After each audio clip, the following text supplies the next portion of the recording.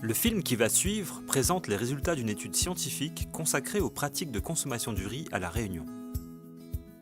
Médecins, nutritionnistes, industriels et chercheurs en sciences humaines et sociales se sont mobilisés afin de mettre en évidence les pratiques des consommateurs et les qualités nutritionnelles du riz.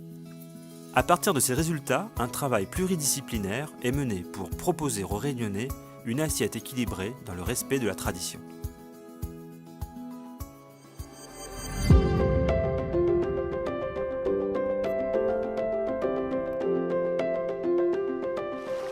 Véritable pilier de la gastronomie réunionnaise, le riz est la céréale la plus vendue et la plus consommée dans l'île.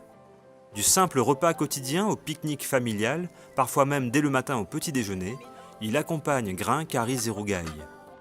Les Réunionnais en consomment en moyenne 50 kg par an et par habitant, contre seulement 5 kg pour l'Europe.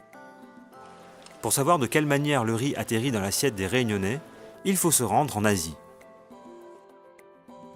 Aujourd'hui, le riz importé à La Réunion provient essentiellement d'Inde, du Vietnam ou du Cambodge, comme ici dans la province de Battambang.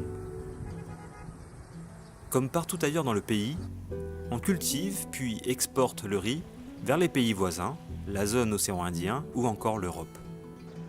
Une fois récolté et séché, le riz est soit exporté brut, soit transformé avant d'être emballé dans des sachets individuels.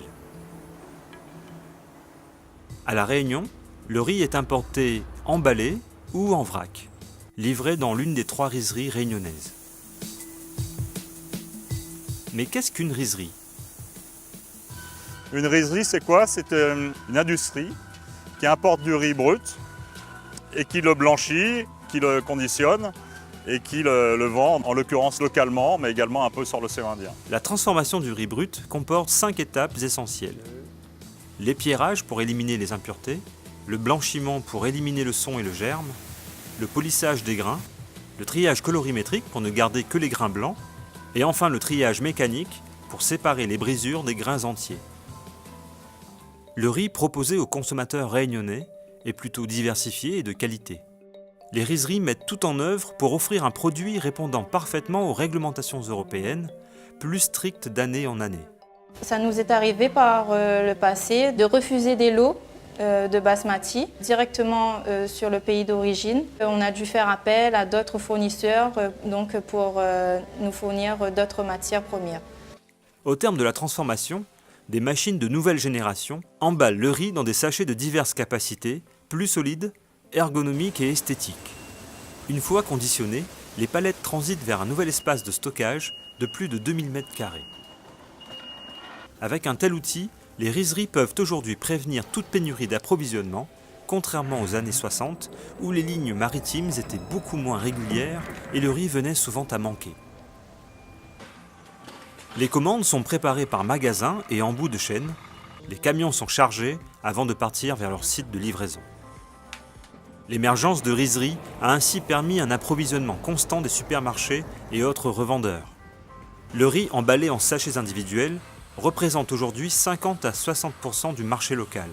Le reste, traité par les rizeries, est composé de riz brut, dit cargo en container, et de riz blanc en vrac. C'est le riz parfumé qui est majoritairement consommé par les Réunionnais à plus de 57%, devant le riz basmati à quasi 30%. Le riz demi-luxe est le 3e riz le plus consommé, avec 10% de part de marché. Le riz, c'est 46 000 tonnes par an. Il faut savoir qu'il y a 20 ans, c'était 50 000 tonnes. Il y a une légère baisse du marché. Ça reste un marché très important par rapport à la population. Les modes de consommation beaucoup plus occidentaux, avec le pain, avec les pâtes, avec la restauration rapide, les sandwichs, des choses comme ça. Il n'en demeure pas moins que le Réunionnais reste très largement au-dessus de la consommation métropolitaine et même européenne. La filière riz n'est pas prête de s'éteindre à La Réunion.